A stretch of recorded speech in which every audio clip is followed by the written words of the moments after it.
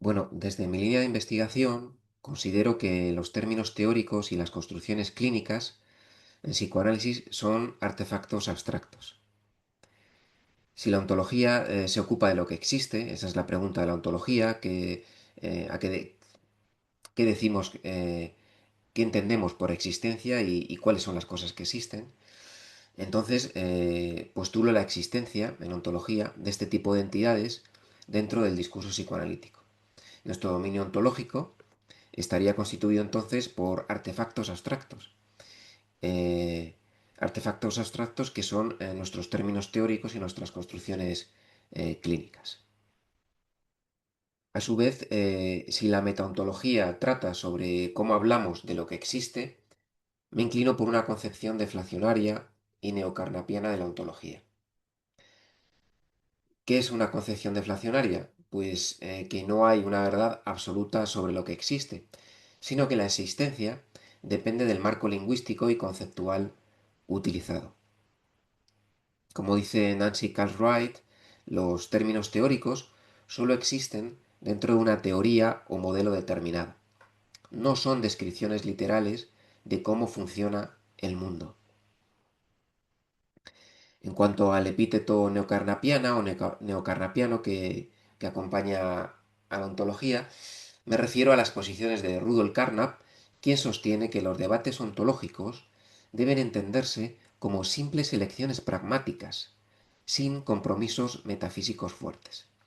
Es decir, las cosas que existen para Rudolf Carnap se encuentran dentro de un marco conceptual determinado. Es decir, si nos planteamos si los números existen, para Rudolf Carnap, eh, pues esa pregunta carecería de sentido, sería un nonsense. Porque la pregunta tiene que estar dentro del propio marco, es decir, ¿existen los números dentro de la teoría matemática? Pues evidentemente existen. Ahora, plantearnos si los números existen más allá de nuestro marco conceptual es un nonsense, no tiene sentido.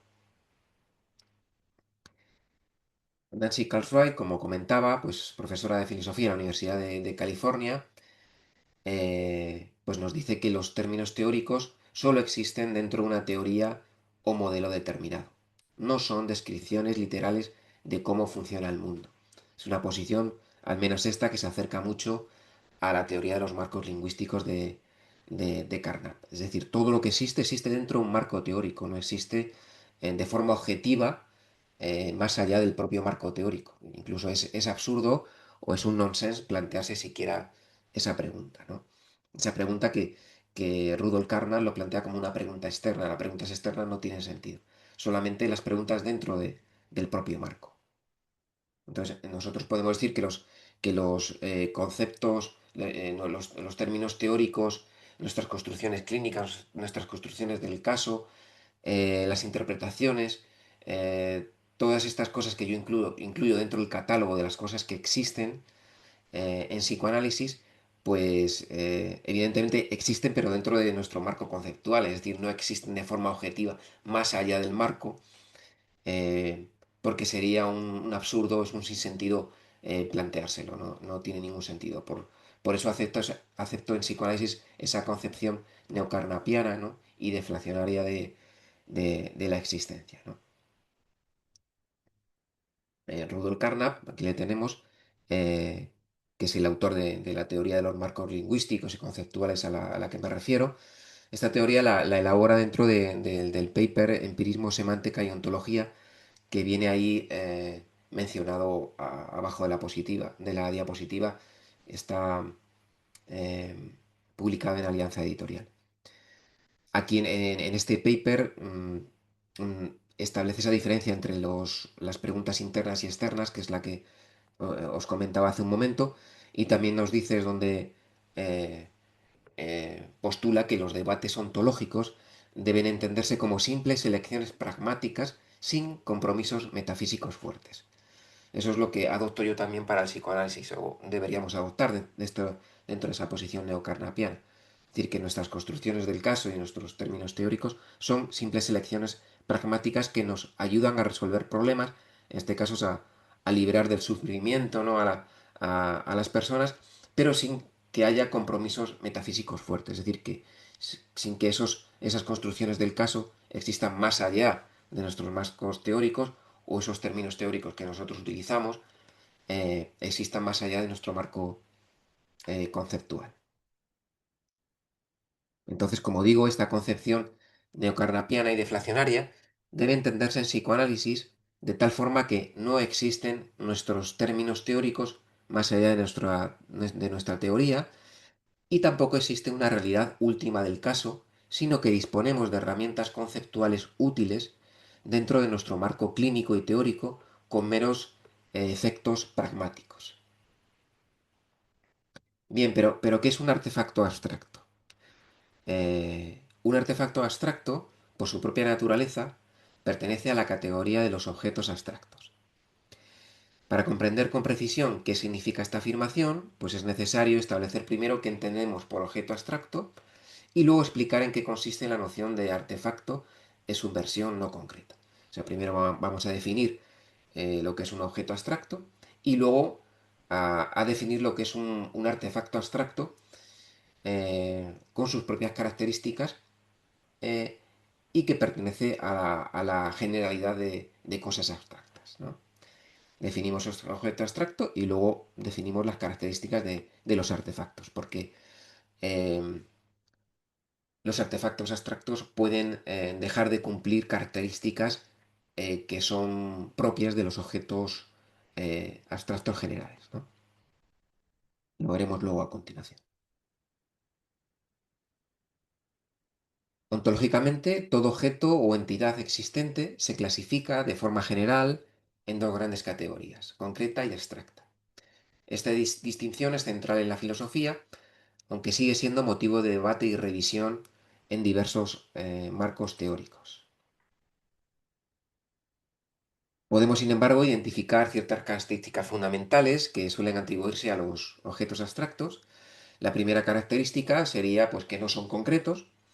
Esta es quizá la propiedad más inmediata y se expresa a través de la llamada de la vía de la negación.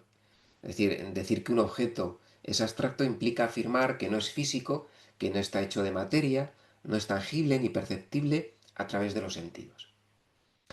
La segunda característica que podríamos mencionar en relación a los objetos abstractos pues sería que no son objetos mentales. Es decir, los objetos abstractos no deben confundirse con ideas o representaciones mentales o cognitivas. No dependen de la mente humana para existir, aunque podamos concebirlos o referirnos a ellos mediante el pensamiento o el lenguaje. Luego veremos que justamente los objetos abstractos artefactuales sí son objetos abstractos, pero son creaciones mentales, creaciones efectuadas por agentes cognitivos, con lo cual ya estaría incumpliendo algunas de las generalidades de los objetos abstractos, que nos dice que no son objetos mentales. Lo veremos más adelante. La tercera característica es que estos objetos abstractos son independientes del espacio y del tiempo. Es decir, los objetos abstractos no tienen una ubicación espacial ni una duración temporal. No se encuentran en algún lugar del universo ni comienzan ni terminan en un momento específico. Y la cuarta característica es que son causalmente inertes, es decir, son causalmente ineficaces. No pueden causar efectos en el mundo ni ser afectados por otros objetos. A diferencia de los objetos concretos, los objetos abstractos no participan en relaciones causales. Los ejemplos de objetos abstractos, los ejemplos típicos, son los números, proposiciones, conjuntos, propiedades, relaciones, personajes de ficción, mundos posibles o entidades lógicas. Podemos decir que aunque puedan parecer entidades puramente teóricas, su papel en la estructura del conocimiento y el razonamiento humano resulta esencial. Por ejemplo, el número pi es una constante matemática que no es ni física ni mental y cuya existencia no está sujeta a coordenadas espaciotemporales. Del mismo modo, propiedades como azul, independientemente de los objetos azules que podamos percibir, tienen también este estatus abstracto. En el debate ontológico sobre objetos abstractos podemos distinguir tres posiciones principales, como vemos ahí en la diapositiva. La primera, el realismo platónico o platonismo, que se compromete con las entidades abstractas como independientes de la mente. No son espaciotemporales, no son causales y son eternas y preexistentes. Es decir, los consideran los platonistas, consideran a los objetos abstractos como independientes de la mente, no espaciotemporales, no causales, es decir, causalmente inertes. Y consideran a los objetos abstractos como eternos y preexistentes, preexisten a nuestras mentes. Frege, Gödel, también Russell en una época de su carrera intelectual, y también aunque con matices el propio Quine al aceptar su argumento de la indispensabilidad de las matemáticas, o Saul Kripke, son los ejemplos más importantes de la postura platónica. Los platonistas no quiere decir que acepten toda la teoría platónica de Platón, sino que simplemente en la metafísica, en la ontología actual, decimos que son platonistas aquellos que aceptan la existencia de objetos abstractos, nada más, solamente eso. En segundo lugar, tenemos el nominalismo, que rechaza la existencia de entidades abstractas. No existen entidades abstractas. Hartree Field sería el ejemplo actual de filósofos nominalistas. Hartree Field rechaza el platonismo matemático y argumenta que la matemática no describe objetos abstractos reales. Los platonistas dicen que son existentes reales y Hartree lo rechaza en su totalidad, dice que no existen objetos abstractos, no son reales.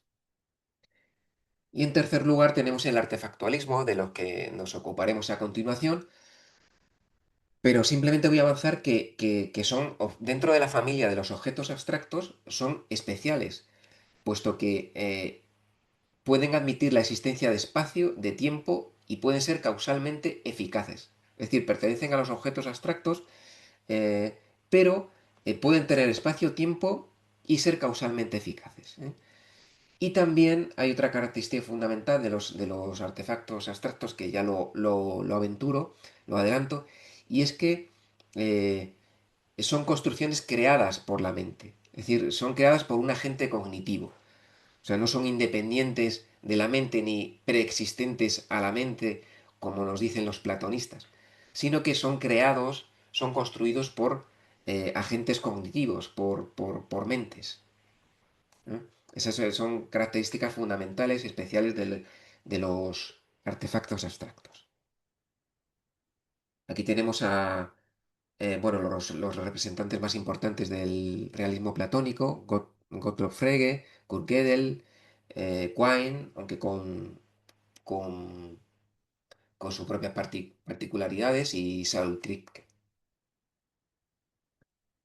Y aquí os presento a Hartree Field, que es un filósofo de la Universidad de Nueva York, el actual representante más importante del nominalismo, y que toda su teoría, la teoría más importante suya, pues aparece reflejada en su libro de Ciencias sin números, una defensa del nominalismo.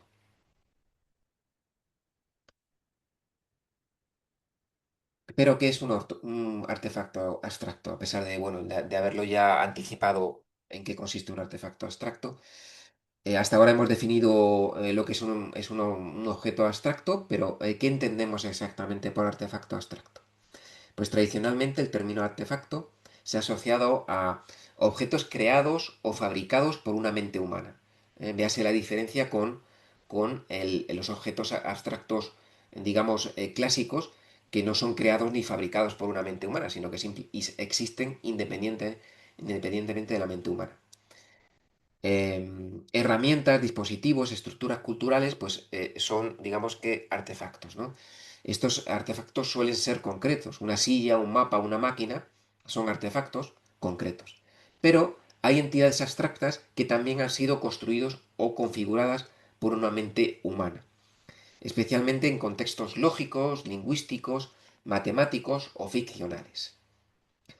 Es decir, en principio, un artefacto abstracto no tendría temporalidad, causalidad, ni se encontraría en un espacio del universo. Sin embargo, sí hay determinados artefactos abstractos que sí se pueden considerar que se encuentran, ¿no? Digamos que hay muchas posibilidades dentro de los artefactos abstractos.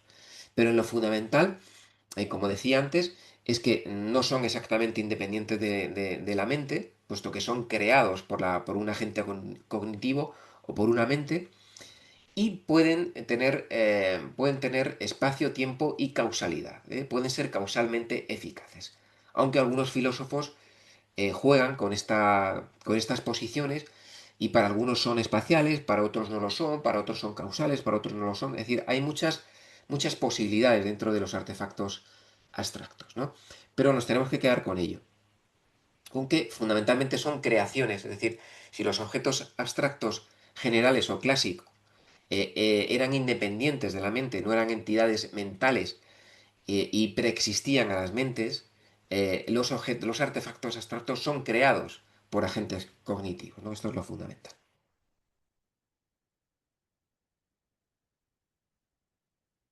Ejemplos de artefactos abstractos podrían incluir los sistemas de numeración, ficciones literarias, reglas de juego, conceptos jurídicos, incluso ciertas convenciones lingüísticas. Por su parte, los artefactos abstractos del psicoanálisis incluirían los referentes de nuestros términos teóricos, objeto A, sujeto, parlante, corporales, interpretaciones y también las construcciones clínicas o construcciones de un caso. Todo esto serían para mí artefactos abstractos en psicoanálisis. Aunque no sean concretos, estos artefactos tienen un papel activo en distintas disciplinas científicas o culturales. Por ejemplo, el personaje de ficción Sherlock Holmes no existe en el mundo físico ni mental, pero es un artefacto abstracto que habita un sistema narrativo complejo, dotado de propiedades, relaciones y funciones dentro de ese marco conceptual. De manera similar, el concepto de ciudadanía o la noción de contrato social no son entidades físicas, pero cumplen funciones estructurales dentro de nuestros sistemas conceptuales, dentro de los sistemas conceptuales correspondientes. El artefactualismo sostiene entonces la existencia de entidades abstractas, sin embargo, a diferencia de otras concepciones, los objetos abstractos del artefactualismo son artefactos mentales. Existen en virtud de haber sido creados y construidos por agentes cognitivos. Este es el caso, por ejemplo, de una sinfonía de Mahler, de una novela de Thomas Mann o de un personaje de ficción como Don Quijote. La segunda sinfonía, Resurrección, fue compuesta por Mahler, por Gustav Mahler, La montaña mágica fue escrita por Thomas Mann y Don Quijote fue creado por Miguel de Cervantes.